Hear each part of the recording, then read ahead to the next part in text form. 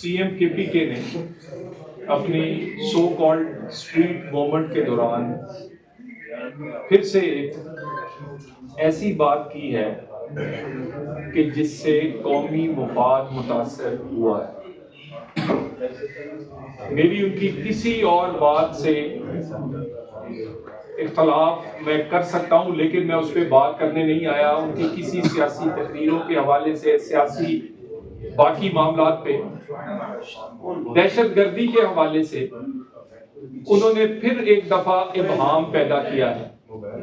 اور یہ consistent policy ہے پی ٹی آئی کی پچھلے 13 سال سے کہ وہ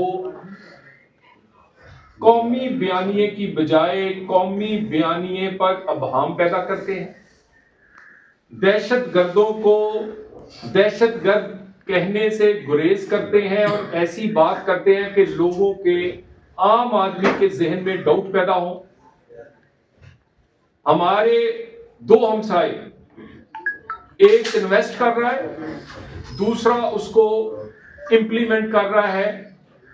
انفارچونیٹلی ہمارے دونوں ہمسائے جو ہیں وہ اس دہشت گردی کی اور دہشت گردوں کو سپورٹ کرتے ہیں.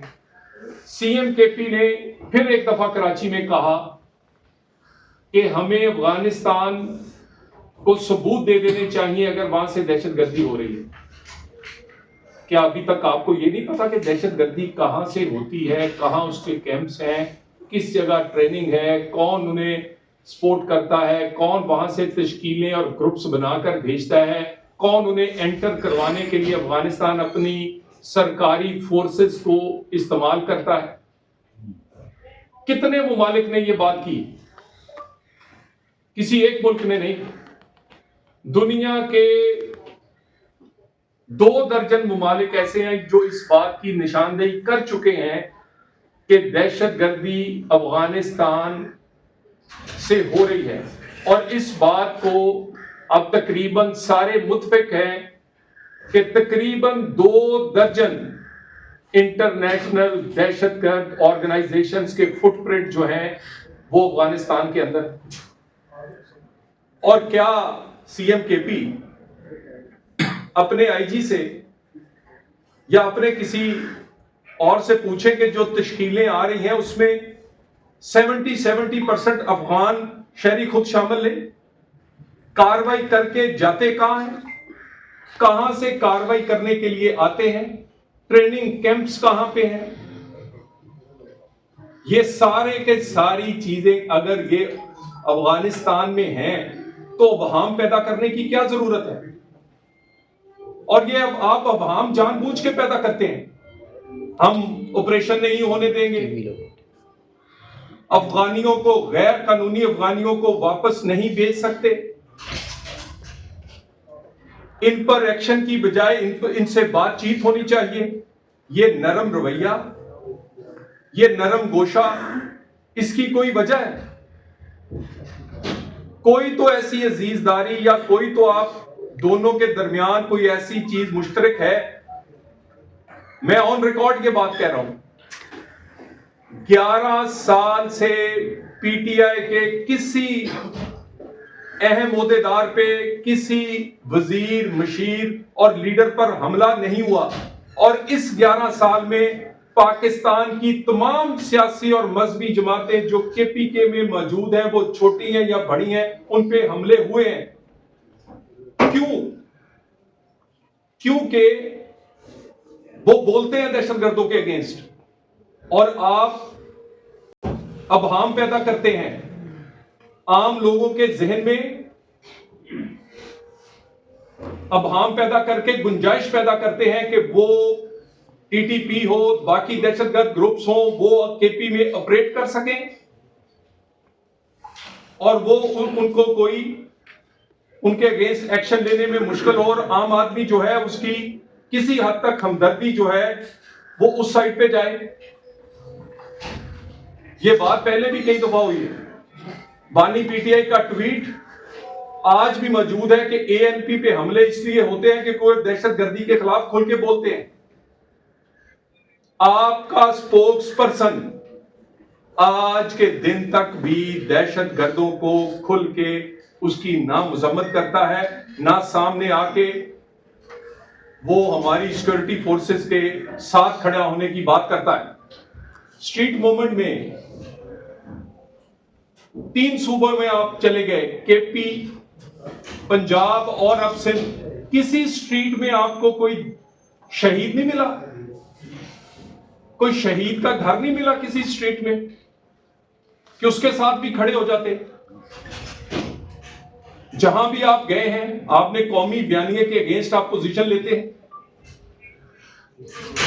اور اس پوزیشن کے اگینسٹ کیونکہ آپ اس کے بینیفیشری ہیں، اور آپ ہی کے ایک وزیر اعلیٰ نے آئی جی اور چیف سیکرٹری کو کہا کہ ہم اگر لڑیں گے تو پھر ہم بھی A N P, J U F, Peoples Party اور پی ایم ایل این بن جائیں گے۔